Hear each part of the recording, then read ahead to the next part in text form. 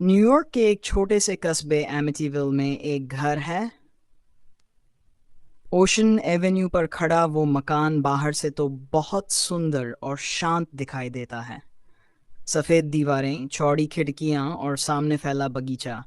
लेकिन उसके भीतर छुपा अंधेरा इतना गहरा है कि जिसने भी वहां कदम रखा वो कभी पहले जैसा नहीं रहा। ये कहानी शुरू होती है एक ठंडी रात से। उस रात इस घर का बेटा रॉनल्ड डिफेओ जूनियर अचानक आधी रात को उठा। उसके हाथ में थी एक बंदूक।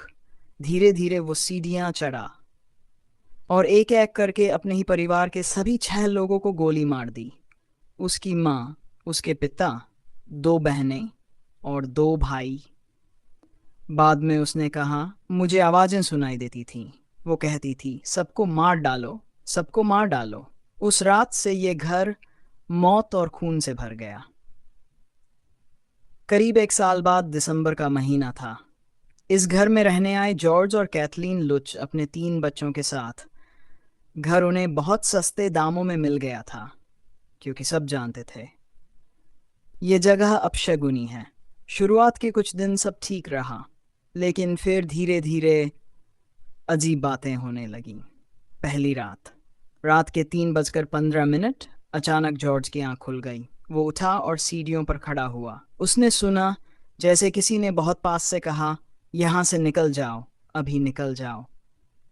उसने सोचा शायद सपना होगा। दूसरी रात, कमरे अचानक बर्फ जैसे ठंडे हो गए।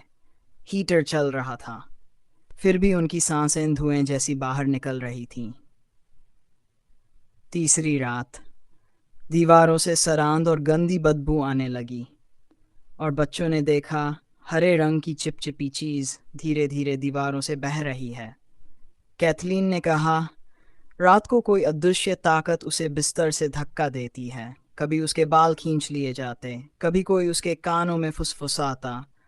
जॉर्ज का व्यवहार भी बदलने लगा। वो चिड़चिड़ा और गुस्सैल हो गया, जैसे घर उसके दिमाग पर कब्जा कर रहा हो।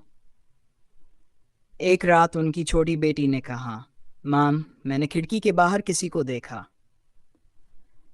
कैथलीन दौड़कर खिड़की तक पहुंची और उसने देखा 2 लाल चमकती आंखें अंधेरे में उन्हें घूर रही थीं। वो आंखें इंसान की नहीं थीं, वो किसी विशाल सुअर जैसे भूत की आंखें थीं। हर रात ठीक 3:15 पर जॉर्ज उठ जाता। वही समय जब असली हत्याएं हुई थीं। वो नीचे जाता और महसूस करता कोई वहां उसके साथ खड़ा है। दीवार पर टंगा क्रॉस अपने आप उल्टा हो गया। दरवाजे बिना हवा के जोर से बंद हो जाते। कभी पूरा घर थरथरा उठता। बच्चों के कमरे से चीखें सुनाई देती, लेकिन दरवाजा खोलने पर अंदर कोई नहीं होता। आखिरकार 28वें दिन की रात, घर ने अपना असली रूप दिखाया।